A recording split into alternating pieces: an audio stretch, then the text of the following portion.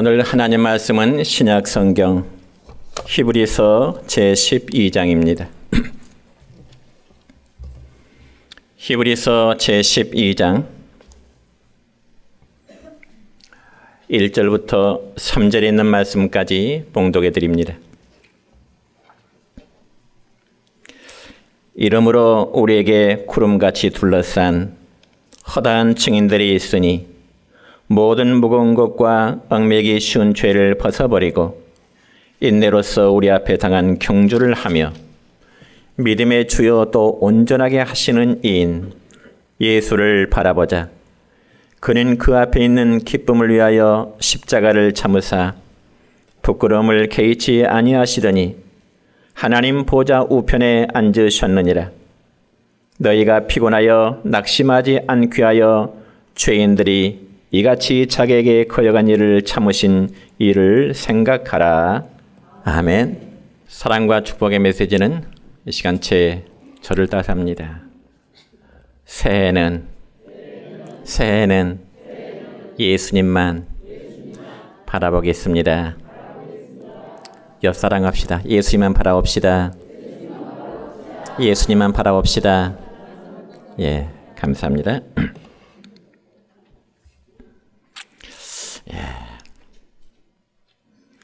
1년 만에 다시금 뵙게 됐습니다. 21년도에 뵙고 또 22년도에 뵙게 되네요. 자, 오늘은 히브리서 12장 1절부터 3절에 있는 말씀을 중심해서 신앙의 경주라는 제목으로 말씀을 선포하고자 합니다.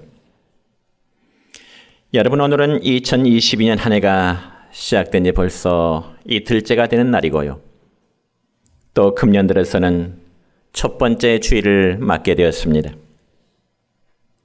그래서 우리는 달리기 선수들이 출발선에서 막 스타트한 것처럼 우리 역시도 금년 한 해를 위한 신앙의 출발선에서 이미 떠나서 달리고 있는 중입니다. 왜냐하면 성경은 우리의 신앙생활을 운동 경기에 비유를 하고 있기 때문에 그렇습니다. 여러분, 운동 경기에 임한 선수는 오직 승리를 목표로 하면서 열심히 달리게 되는 거죠. 그러므로 2022년 한 해는 우리 모두가 신앙에 승리한 한 해가 되시기를 축원합니다. 그래서 오늘 본문 말씀을 보면 우리의 신앙생활을 마치 운동장에 달리는 운동 경기에 비유하면서 우리가 어떻게 하면 금년 한 해도 신앙생활을 잘할 거 또 성공적인 삶으로 살아갈 수 있을 것인지에 대해서 오늘 성경은 우리에게 말씀하고 있습니다. 그러면 과연 성공적인 그리스도인이 되어가면 과연 우리의 삶은 어떻게 살아야 될 것인가? 첫째로 신앙생활은 운동 경기와 같다는 사실을 우리는 분명히 인식을 해야 되는 겁니다. 오늘 우리가 읽었던 성경 말씀 가운데 1절 하반절의 말씀을 보면 이렇습니다. 시작. 모든 무거운 것과 얽매기 쉬운 죄를 벗어버리고 인내로서 우리 앞에 당한 경주를 하며 이런 말씀이 있습니다. 여러분, 우리의 신앙생활을 마치 아침에 가볍게 뛰는 그런 조깅처럼 해서는 안 되고요. 마치 마라톤 선수가 42.19km를 향하여 마지막 골인 지점을 향하여 피지땀을 흘리면서 사력을 다해 뛰어가는 것처럼 우리의 신앙생활도 그렇게 해야 되는 겁니다.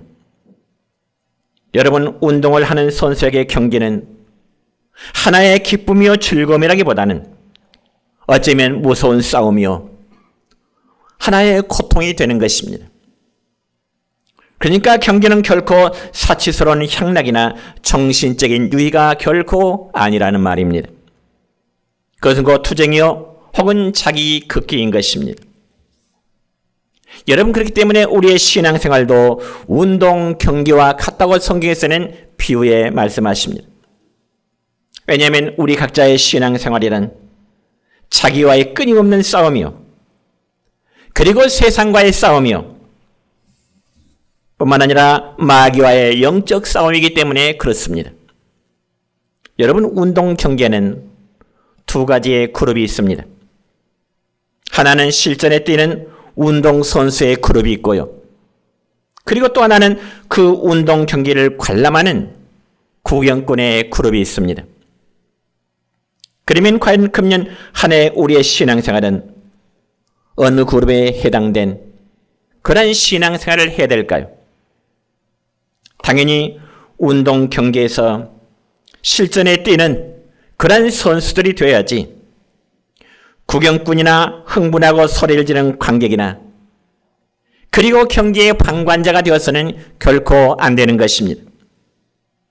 여러분, 저는 지금까지 목회하면서 규모가 좀 큰 교회도 섬겨봤고 또한 작은 규모의 교회도 섬겨봤지만은 어디서나 교회 안에는 구경꾼의 성도들이 꼭 있는 모습들을 저는 보아왔습니다.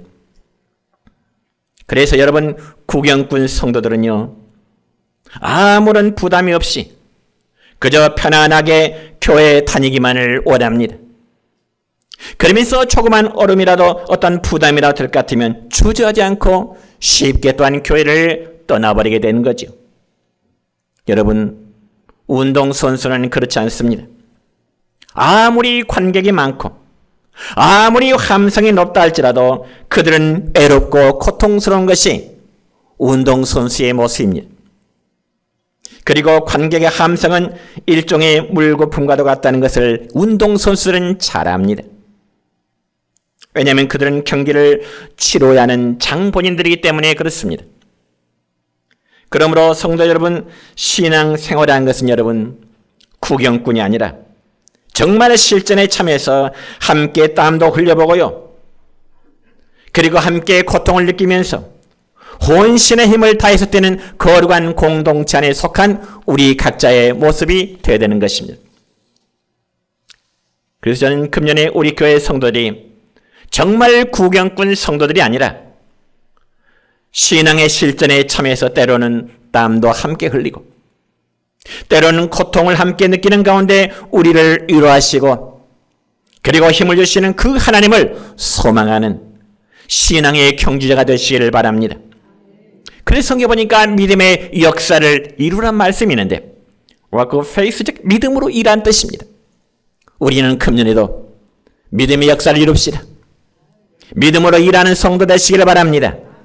그래서 믿음으로 사랑의 수고를 베풀자는 것이고 또한 믿음으로 하나님 앞에 설 때를 소망하자는 것입니다.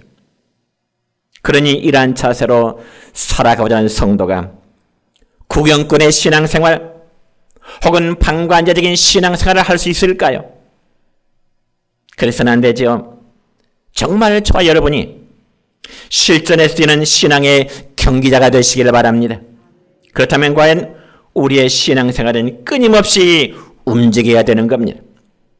때로는 고난이 있고요. 고통이 있고요. 때로는 우리가 오해가 있고요. 시험이 든다 할지라도 이런 모든 삶의 환경들을 자꾸 뛰어넘어야만 되는 겁니다. 고난이 있다고 해서 주저앉지 마시기 바랍니다.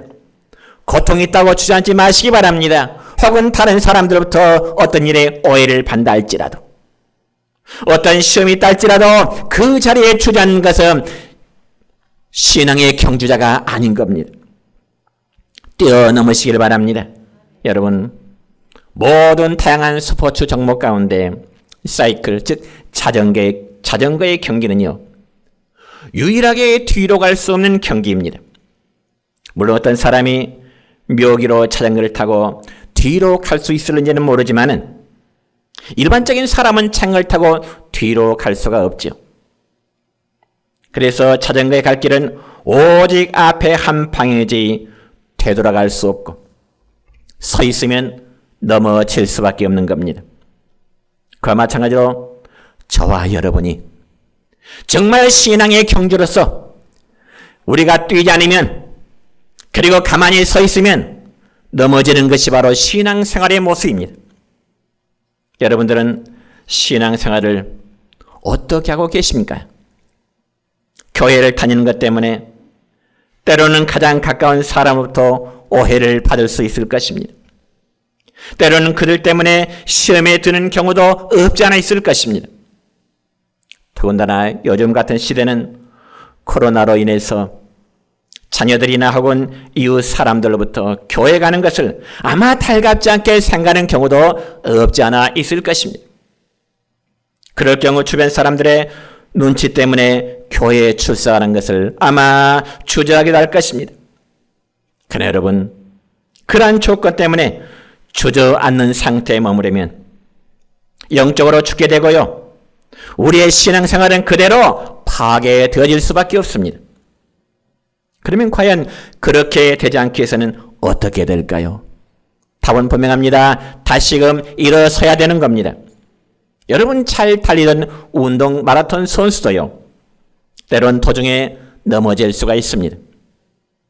그렇지만 달리는 운동 선수는 한 번, 두 번 넘어졌다고 해서 절대로 그 경기를 포기하지 않습니다. 우리의 신앙생활도 마찬가지입니다. 머물러서는 안 됩니다. 그대로 주저앉아서도 안 되고요, 신앙의 경계에서 정말 일어서는 우리 여러분 모두가 되시기를 축원합니다. 두 번째로, 우리는 새해를 출발하면서 믿음을 가로막는 우리의 장애물을 우리는 기억하시길 바랍니다. 기억하라 말은 제가란 뜻입니다. 여러분 모든 경계는 극복해야 될 다양한 장애물이 있듯이 우리 신앙생활 속에서도 극복해야 될 여러 가지 장애물이 있다는 사실을 여러분 아시길 바랍니다. 그러면 과연 그것이 무엇일까요? 다시금 본문 1절 하반절 중간 부분의 말씀을 보면 이렇게 기록됩니다. 시작. 모든 무거운 것과 얽매기 쉬운 죄를 벗어버리고. 아멘. 여러분, 우리들의 신앙생활 마찬가지입니다. 먼저는 무거운 것을 벗어버리라고 말씀하십니다. 무거운 짐을 벗어버리고 나를 따라고 주님 그렇게 말씀하십니다. 여러분, 실제로 여러분 운동장에서 뛰는 선수 보면은 경기함에 있어서 아무튼 불필요한 모든 것들은 다 벗어버리고 최대한 간편한 모습으로 경기에 임하게 되는 거지요. 예를 들어 어떤 축구 선수가요, 양복을 입고 갓을 뜨고 뛰는 선수 보셨나요?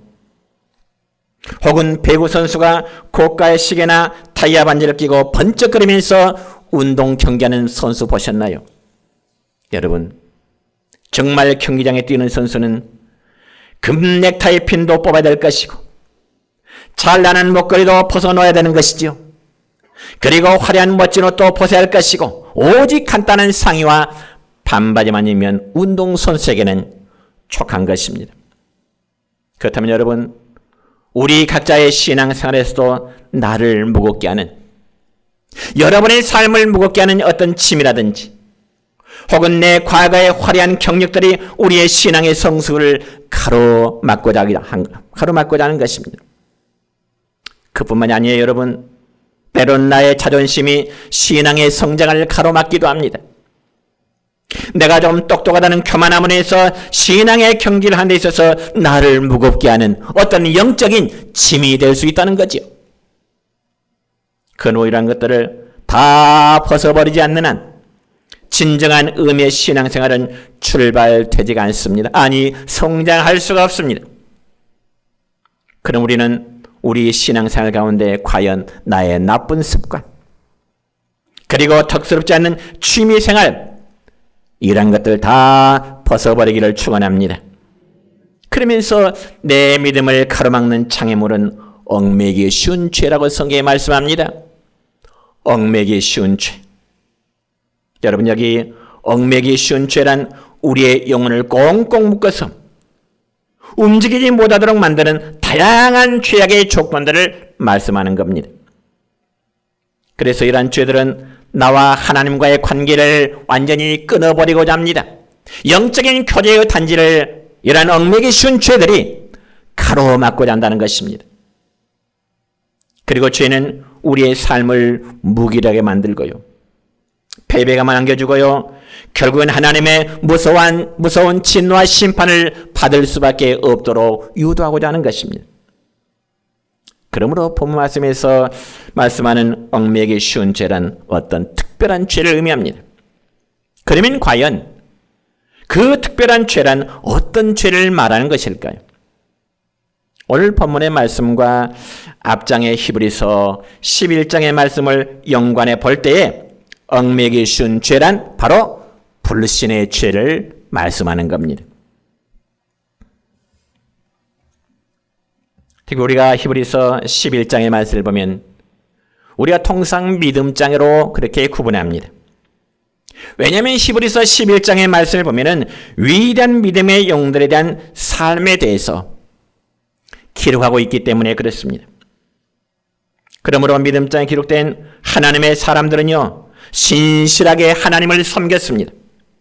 고난과 여건과 여러 가지 환경에 이제 고통 속에서도 하나님을 믿었고, 많은 믿음의 체험을 했던 사람들이 이제 신앙의 인물들로 우리에게 교훈합니다. 그래서 여러분, 믿음의 조상이라고 불리는 아브라함은요, 100세가 되어서 하나님의 약속하신 아들을 얻게 되었고, 여러분 모세의 경우는 홍해가 갈라지는 그런 체험을 했을 뿐만 아니라, 그리고 여호수아는 여리고성이 무너지며 요단강 물줄기가 멈추는 그런 체험을 여호수아는 갖게 된 것입니다. 그 외에도 여러분, 믿음의 수많은 사람들은 굶주림으로 유리방황하고 때로는 칼이 목에 잘려나갈지언정 믿음을 절대로 버리지 않았던 것입니다. 그리고 하나님의 약속을 한 번도 의심해 보지 않고 거룩한 술자의 삶으로 살았던 자들이 바로 우리보다 앞선 믿음의 선진들이 된 것입니다. 그러니까 이런 사람들처럼 우리 내정교회 성도들도 이 금년 한 해 정말 이러한 신앙의 경주를 하자는 겁니다. 주저앉지 말자는 겁니다. 그렇지만 여러분, 믿음이 없으면요, 우리에게 믿음이 약하면요, 항상 세상이라는 굴레 속에 우리가 얽매기 쉽습니다. 참으로 우리 하나님은 불신앙을 가장 싫어합니다.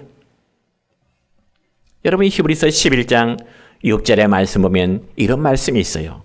시작. 믿음이 없이는 하나님을 기쁘시게 하지 못하나니 하나님께 나가는 자는 반드시 그가 계신 것과 또한 그가 자기를 찾는 자들에게 상 주시는 이심을 믿어야 할지니라. 아멘. 믿음이 없이는 하나님을 기쁘시게 해드릴 수 없다고 말씀합니다.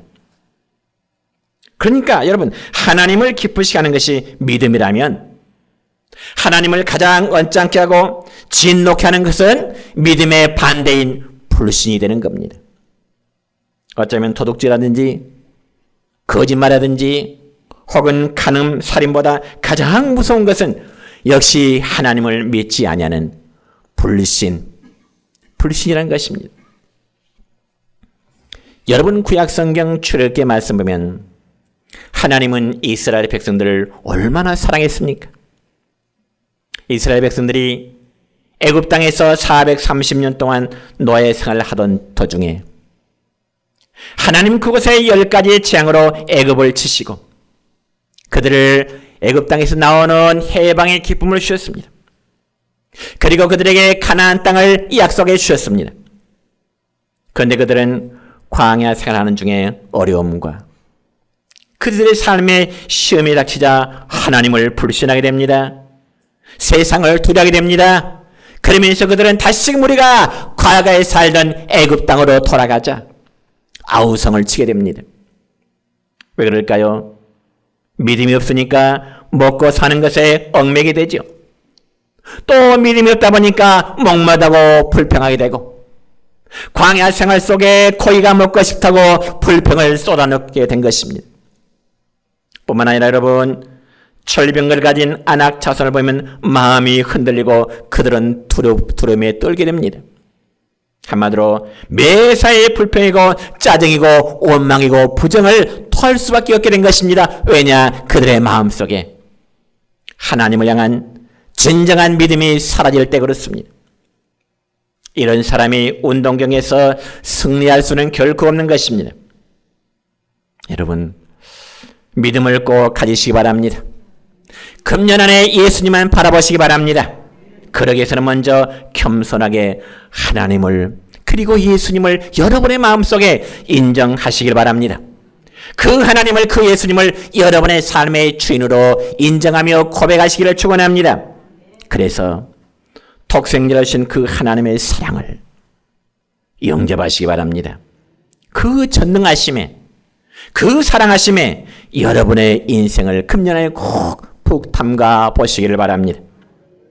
여러분 아무리 오랜 세월 동안 교회를 다니고 있다 할지라도 여러분의 마음속에 겸손함으로 하나님을 인정하지 않는다면, 예수님이 여러분 각자의 구원자이심을 인정하지 않는다면 그건 신앙이 아니고 종교 생활에 불과할 따름입니다.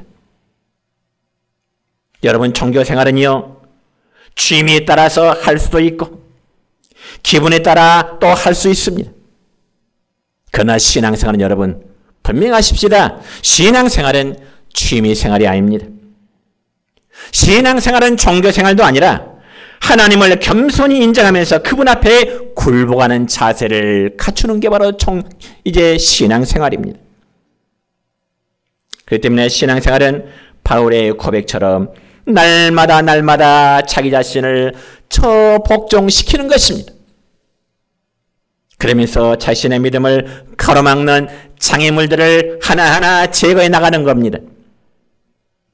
그래서 여러분 섬김에 땀도 같이 한번 흘려보시고요. 주님 위해서 삶의 십자가도 몸된 교회를 섬기는 가운데도 십자가도 한번 쳐보시기 바랍니다. 이것이 바로 올바른 신앙생활입니다. 다시 한번 강조합니다. 우리 내적교회 성도 여러분이요, 여러분 금년의 신앙생활 속에 구경꾼 되지 마시기 바랍니다. 방관자 되지 마시길 바랍니다. 실전에 뛰는 신앙의 경기자가 되시길 축원합니다.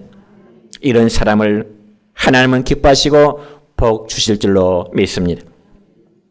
세 번째로 인내를 가지고 끝까지 완주할 수 있기를 바랍니다. 여러분, 우리가 신앙생활을 승리로 장식하는 또 하나의 원리가 있습니다. 다시금 본문 1절 하반절의 말씀 보면 인내로서 우리 앞에 당한 경주를 경주하며 라는 말씀입니다. 인내라는 단어에 주목해 보시기 바랍니다.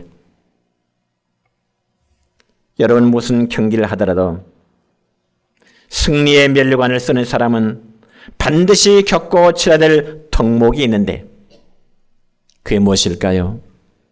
그건 바로 인내라는 것입니다. 우리나라 민족이 비록 작은 민족이요, 우리나라 역사를 보면 수없는 외침과 풍파 속에서도 오늘날 우리 대한민국이 선진국 대열에 서서 목소리를 낼 수 있는 하나의 이유가 있다면 그게 바로 우리 민족에는 탁월한 근성이 하나 있는데 그게 바로 풀뿌리 정신이라는 겁니다. 풀뿌리 정신. 요즘철 이런 신년이기 때문에 모든 이제 풀이라든지 다 지금은 잎사귀가 마르고 줄기가 마르고 어쩌면 추운 한파에 잎이 다 시들어 있습니다. 그렇지만 뿌리만큼은 땅속 깊이 묻혀 있습니다. 그래서 이 풀뿌리는 겨울 한동안을 참고 인내하며 따뜻한 봄이 되면 어때요? 새로운 줄기와 다시금 잎을 내게 되지요. 자라서 다시금 꽃이 피게 되지요. 여러분, 우리 민족의 풀뿌리 근성은요, 과거 일제 36년의 그 강점기 기간, 그리고 6.25 전쟁의 아픔을 겪으면서 싹을 틔우고 꽃이 피고 그리고 열매를 맺어서 세계에서 유래를 찾아보기 힘든, 어쩌면 우리나라는 기독교 강국을 이루어왔습니다. 그러면 여러분, 인내야말로 우리 성도들이 이 금년에도 성공적인 삶을 위한 가장 필요한 덕목 중에 하나일 줄로 믿습니다. 그러므로 신약성경 야고보서 1장 2절부터 4절까지의 말씀 보면 이런 말씀이 있습니다. 시작. 내 형제들아, 너희가 여러 가지 시험을 당하거든 온전히 기쁘게 여기라. 이는 너희 믿음의 시련이 인내를 만들어내는 줄 너희가 알미라. 인내를 온전히 이루라. 이는 너희로 온전하고 구비하여 조금도 부족함이 없게 하려 함이라. 아멘. 여러분, 믿음의 시련은 인내를 만들어내게 되는 겁니다. 그래서 사랑정으로 불리는 고린도전서 13장의 말씀을 보면 이 바울은 사랑의 정의를 말하면서 사랑에 있어서 가장 첫째로 나오는 그것이 바로 무엇이냐? 오래 참음. 사랑은 오래 참고. 사랑의 정의 첫 번째가 오래 참는 것, 인내라고 말씀합니다. 그러니까 참지 못한 사람은 절대로 사랑을 이루지 못한다는 의미일 것입니다. 그리고 사랑한다는 첫 번째 사인은 인내하고 기다리는 것입니다. 포기하지 않고 인내하고 기다리는 거죠. 왜냐하면 그것이 온전한 인격과 사람을 만들어낼 수 있기 때문에 그렇습니다. 그러면 과연 우리가 어떻게 인내할 수 있을까요? 어떻게? 이 점에서 오늘 본문 말씀 가운데 2절과 3절의 말씀 보면 이렇게 기록됩니다. 시작. 믿음의 주여 또 온전하게 하신 이인 예수를 바라보자. 그는 그 앞에 있는 기쁨을 위하여 십자가를 참으사 부끄러움을 개의치 아니하시더니 하나님 보좌 우편에 앉으셨느니라. 너희가 피곤하여 낙심하지 않게 하여 죄인들이 이같이 자기에게 거역한 일을 참으신 일을 생각하라. 아멘. 여러분, 우리가 힘들고 피곤하고 그리고 낙심하여 주저앉고 싶을 때 다시 일어나서 전진할 수 있는 그 비결이 무엇일까요? 그것은 바로 예수님을 바라보는 데 있습니다. 여러분, 사람이라면 누구에게나 먼저 앞서간 모델이 있다는 것 참으로 중요한 일일 것입니다. 왜냐하면 모델을 따라 그대로 따라가기만 하면 되기 때문이겠죠. 여러분, 그래서 학생의 모델은 선생님일 것이고 가정에서의 모델은 부모님일 것입니다. 그렇다면 교회에서는 목사가 성도들의 모델이 될 수밖에 없을 것입니다. 그렇지만 이처럼 사람은 역시 인간이기 때문에 항상 어떤 내 삶의 모델, 그를 닮아가고자 합니다. 그렇지만 이렇게 사람을 모델로 삼고 살아가다 보면 때로는 실망할 때가 있다는 사실입니다. 존경하는 어떤 분들이 어떤 실망을 줄 수 있고요. 사랑하는 어떤 사람이 나를 버릴 수 있고요. 사람 속에는 완전함이 없기 때문에 때로는 실망을 가질 때가 있다는 것입니다. 그래서 성경은 말씀하기를 예수님을 우리의 삶의 모델로 그분을 바라보라고 말씀하십니다. 믿음의 주요 온전하게 하신 예수님을 바라보라고 말씀하십니다.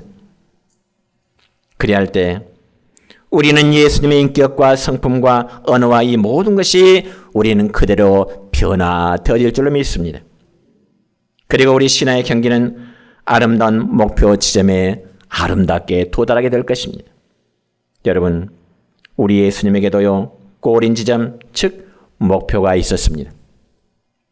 우리 예수님에게 꼬린 지점의 목표가 과연 무엇일까요? 그것은 바로 십자가에서 못 박혀 죽으심이었습니다.